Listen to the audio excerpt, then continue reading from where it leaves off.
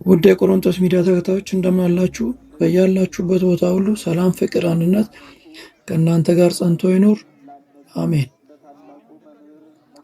የኦርቶዶክስ ተዋሕዶ ቤተክርስቲያን እምነት ተከታዮች በሙሉ እንኳን አደረሳችሁ፣ እንኳን አደረሰን። በዛሬ ቪዲዮ ደግሞ ለየት ያለ በረከትና ጸጋን አካፍላችኋለሁ። አብራችሁን ብትቆዩ ታተርፉበታላችሁ። አብረን እንቆይ።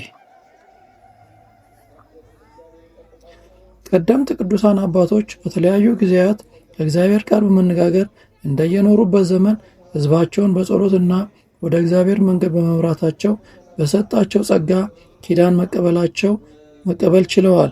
ለብዙዎችም ጠቅመዋል። ከነዚህም መካከል ጥቂቶቹን ስናያቸው አንደኛ ኪዳነ አዳም ነው። ኪዳነ አዳም በዘፍጥረት 3:4 ላይ በዝርዝር የተቀመጠ መሆኑን ማየት ይቻላል። ሁለተኛው ኪዳን የኖህ ኪዳን ነው። ይህም በዘፍጥረት 9 ላይ የተቀመጠ ነገር ነው። ኖህ እንዴት አድርጎ ሕዝቡና ቤተሰቦቹንና የተለያዩ እንስሳትን እንዳተረፈ ሁላችንም በከፊል እናውቃለን። በሙሉውን ግን ከመጽሐፍ ቅዱስ ላይ ማየትና መርዳት ይቻላል። ሶስተኛው ኪዳን መልከ ጼዴቅ ነው። ዘፍጥረት 14:17 ላይ በ15 ዓመቱ መመነን የቻለ እና የአባቱን አዳምን አጽም ይዞ በቀራንዮ በህብስትና በወይን ያስታኩት የነበረ ለአዲስ ኪዳንም ሚስጥረ ቁርባን ምሳሌ የነበረ አባታችን ነው። በዚህ መሰረት ኪዳን ተሰጥቶታል። አራተኛው ኪዳነ አብርሃም ነው። ዘፍጥረት 17:1-4 ላይ በደንብ ማየት ይቻላል። አባታችን አብርሃም ትልቅ በረከት ያለው ጸጋ የበዛለት አባት ነውና ከስሉስ ቅዱስ ጋር በአካል የተነጋገረ አባታችን ነው። እሱንም እዛ ላይ ብታዩት በደንብ ትረዱታላችሁ። አምስተኛ ኪዳነ ሙሴ ነው። ዘጸአት 21 ላይ 31:18 ላይ በዝርዝር ተቀምጧል። አባታችን ሙሴ ያደረገው ተአምራት ብዙ ነገሮች ናቸውና ሁሉንም ነገር ከመጽሐፍ ቅዱስ ላይ መረዳት እንችላለን። አብዛኞቻችንም የምናውቃቸው ይሆናሉ ብዬ አስባለሁ። ኪዳነ ዳዊት ነው። መዝሙረኛው ልበ አምላክ ዳዊት ብዙ ኪዳናች የሰጡት ናቸው። ብዙ እግዚአብሔርም ልበ አምላክ ብሎ ያለበት ምሳሌ እንደ ልቤ ያደርግልኛል ብሎ ስላሰበም ነውና ልበ አምላክ ዳዊትም ብዙ ኪዳናት ተሰጥተውታል። ሰባተኛው ኪዳነ ምሕረት ናቸው። ሰባተኛው ኪዳን ደግሞ ለዛሬው የእናታችን የኪዳነ ምሕረት ስንመለከት የሰባቱ ኪዳናት ማኅተም ሆና እናገኛታለን። የእርሷ ኪዳን የተለየ ነው፣ በክብሩም ከፍ ያለ ነው። ከሰው ልጆች የሰይጣንን ሰንሰለት እንዲበጠስ ያደረገች ልጇ ወዳጇና ፈጣሪዋን ካጠገቧ ካጣችበት ቀን ጀምሮ በጎልጎታ ለሰው ልጅ ሁሉ ስትጸልይ ቆይታ የተቀበለችው ኪዳን ነው። በዝርዝር ሰፋ አድርገን እንመለከታለን። አብራችሁን ቆዩ፣ በረከት ታገኙበታላችሁ። አብረን እንዝለቅ። በዚህችም ዕለት የክርስቲያን ወገኖች ሁሉ አምላክን ለወለደች ለእመቤታችን ቅድስት ድንግል ማርያም በዓልን ያደርጋሉ። በዚህች ዕለት መታሰቢያውን ለሚያደርግ ስሟን ለሚጠራ ለድሆችና ለችግረኞች ቢያጣ ቢነጣ እንኳ ቀዝቃዛ ውሃ ለሚሰጥ ዋጋው እንዳይጠፋ የክብር ባለቤት ከሆነው ከተወደደው ልጇ ከጌታችን ከመድኃኒታችን ኢየሱስ ክርስቶስ ምሕረት ቃል ኪዳን ተቀብላለች።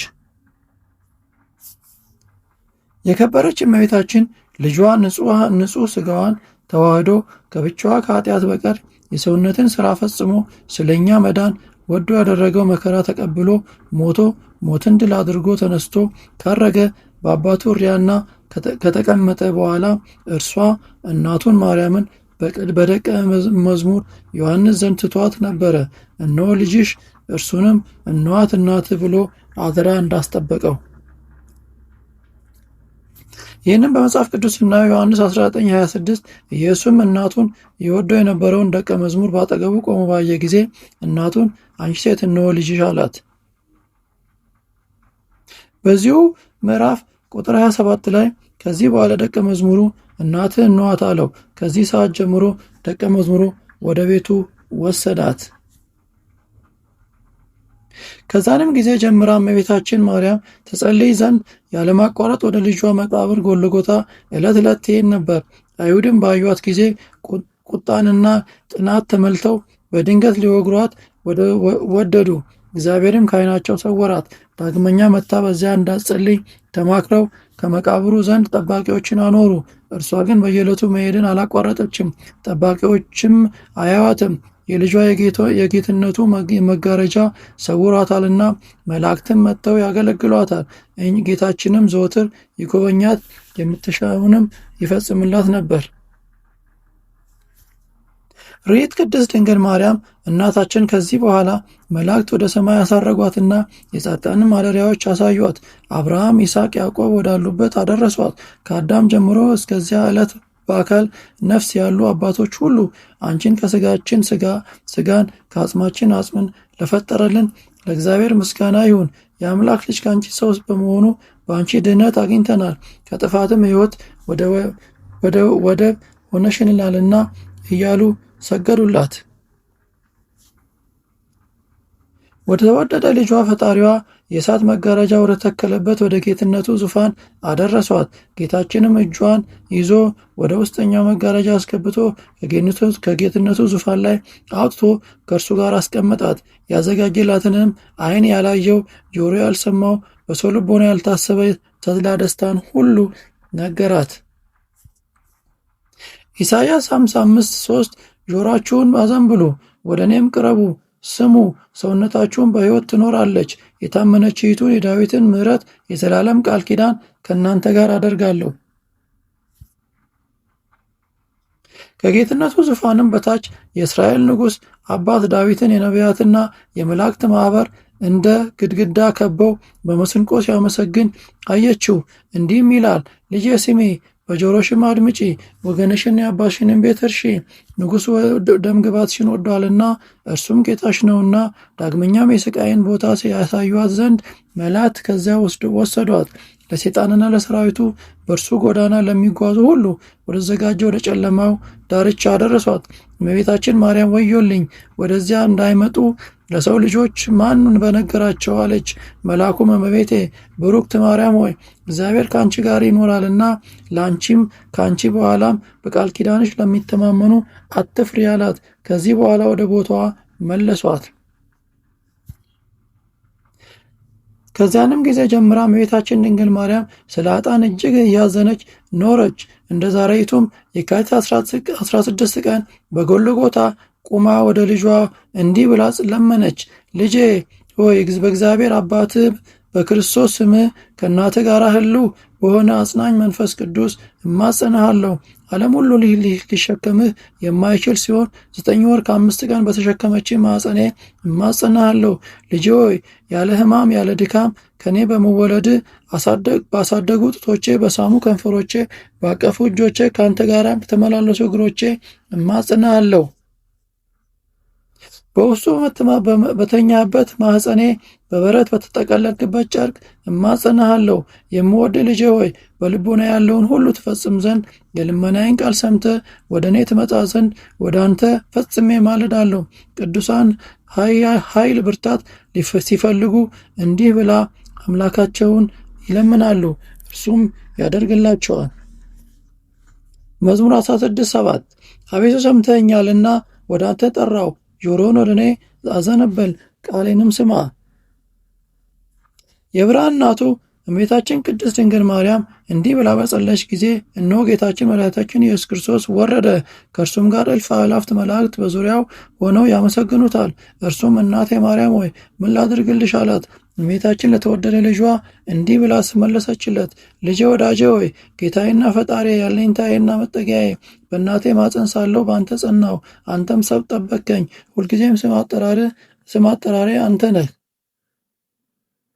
አሁንም ጸሎቴና ልመናዬን ስማኝ፣ ቃሌንም አድምጥ። እኔ እናትህ እኔም አገልጋዬ የምለምንህ ይህ ነው። መታሰቢያን ለሚያደርጉ፣ በስሜ አብያተ ክርስቲያንን ለሚሰሩ፣ ወይም የተራቆተውን ለሚያለብሱ፣ የተራበውን ለሚያጠግቡ፣ የጠማውን ለሚያጠጡ፣ የታመመውን ለሚጎበኙ፣ ያዘነውን ለሚያረጋጉ፣ የተከዘውን ደስ ለሚያሰኙ፣ ወይም ምስጋናዬን ለሚጽፉ፣ ልጆቹንም በስሜ ለሚሰይም፣ በበዓሌ ቀንም በማህሌት ለሚያመሰግን፣ አቤቱ ዓይን ያላየውን ጆሮ ያልሰማውን በሰው ልቦናም ያልታሰበውን በጎ ዋጋ ስጣቸው።